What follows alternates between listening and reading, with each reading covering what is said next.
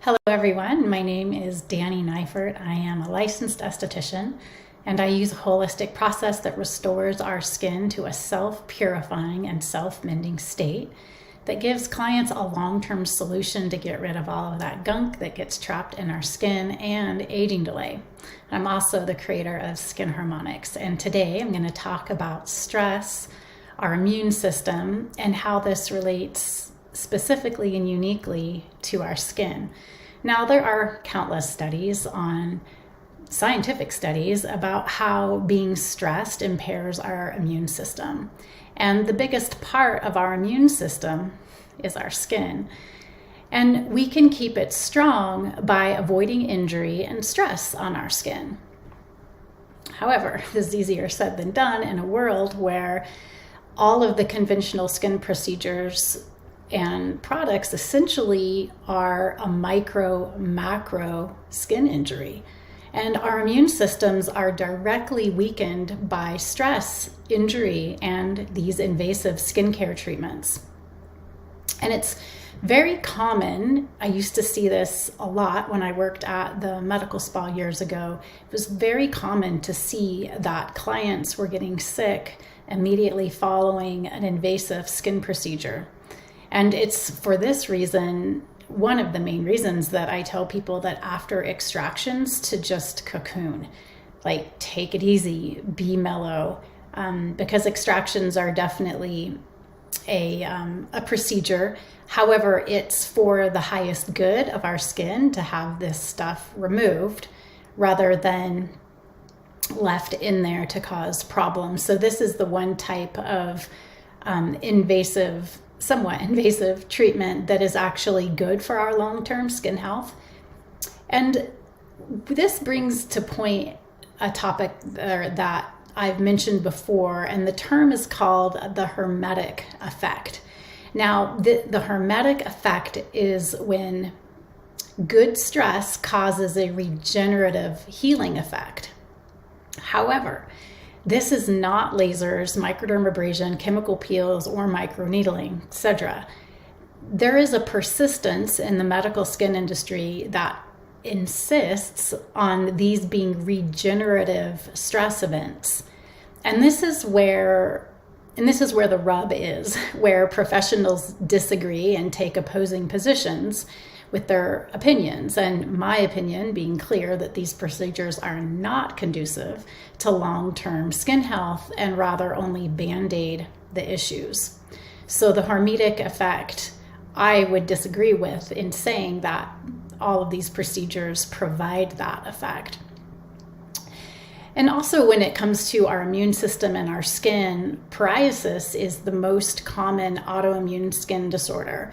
And in order to keep our immune system strong and unconfused about who to attack, autoimmune skin disorders happen when our immune system attacks our own bodies instead of the intruding pathogens. So a lot of people don't realize that psoriasis is an autoimmune disorder. Yet another reason to keep our immune systems strong. And we keep our immune system strong by supporting and maintaining our skin's acid mantle, keeping our stratum corneum, which is the utmost layer of our skin, intact, not dissolving it with acids and not tearing it down with these invasive procedures that I just mentioned. So maintaining our skin's acid mantle, keeping our stratum corneum intact while simultaneously supporting our skin's native release function, which is the use of an Origin set and extractions when needed. Now, talking about stress and how it relates to our skin is one thing, but I think it's good to mention that stress comes in all flavors and forms, and grief is another form of stress.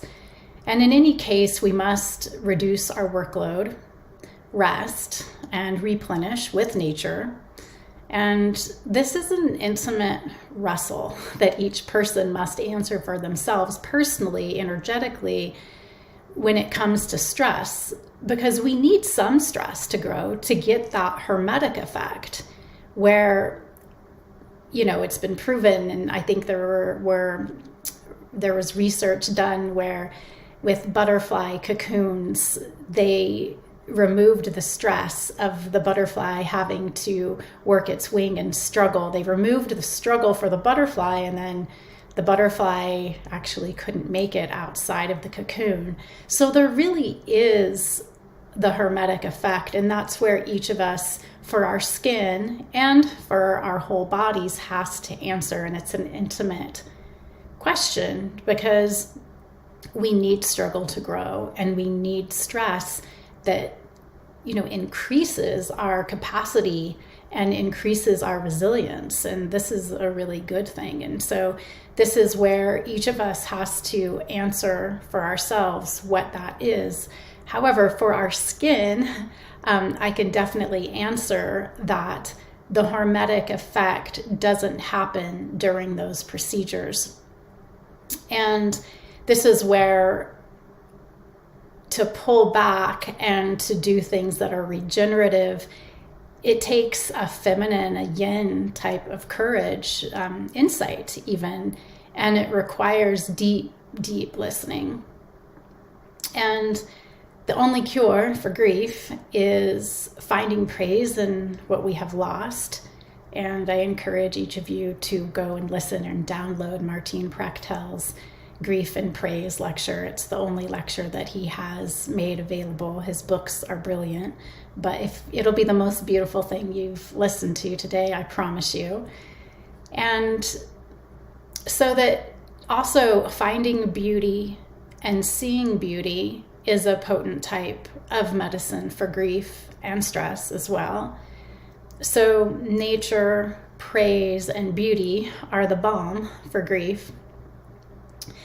And something I've discovered recently, which is a really big discovery for me, was corneotherapy. Now, I had to say this word a couple of times, and a corneotherapist and corneotherapists, it looks like they had their second annual gathering back in 2013. They are a nonprofit global organization dedicated to the health of skin, and they are based in Germany. Like, who knew?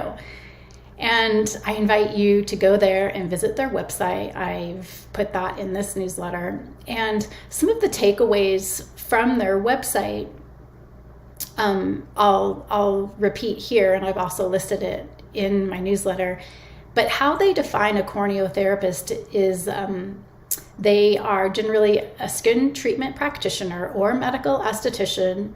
However, it says corneotherapy is also practiced by some dermatologists, and it's the methodology that requires a greater understanding of the skin, and that established aesthetics and beauty therapy training provides. Its focus is repair and maintain of the skin barrier defense systems, rather than the simple application of moisturizers. And the goal of a corneotherapist is to address the cause of skin conditions, not merely treat the symptoms. And a key principle of corneotherapy is to keep the epidermis intact at all times, with the therapeutic actions of working from the outer layers of the epidermis inward. And this approach of retaining the integrity of the epidermis ensures the skin defense and immune systems are not stimulated unnecessarily. So it turns out that there is a whole band of professionals that have come together, and they've been working on actually coining the word corneotherapy to be entered in Wikipedia. So this is how young and small this group of people is, and I predict that it's just going to explode over the next few years as this more regenerative way of being with our skin. And so it turns out that there is a word for the fundamental the underpinning concepts of skin harmonics. And I'm proud to say that I am a member, and I have executed and have my first certificate of undergoing their training now. So I'm pretty happy about that. And They will be meeting this April in Germany. I only wish I could attend. Maybe I will be able to. If I do, I'll let you know. But it turns out there's a word for the Skin Harmonics method and for the foundation of the Skin Harmonics method. However, this bioavailable dermal nutrient healing that is made possible here, and the 6 healing phases as I've established, and the extractions are just the added level to these foundational concepts. So hope you guys all found that interesting, and it's just so good to realize and acknowledge the toll that stress in all of its different forms take on our skin, and all of the things that we can do to be wise about it. I know that in my 20s, I pushed through a lot of things, and it was great because it grew my capacity. But as we age, we have to age with wisdom and intelligence, and we have to adjust what we can push through and find these more regenerative practices that will serve us for the rest of our lives. So I'm sending you a hello from Colorado. The sun is finally out today.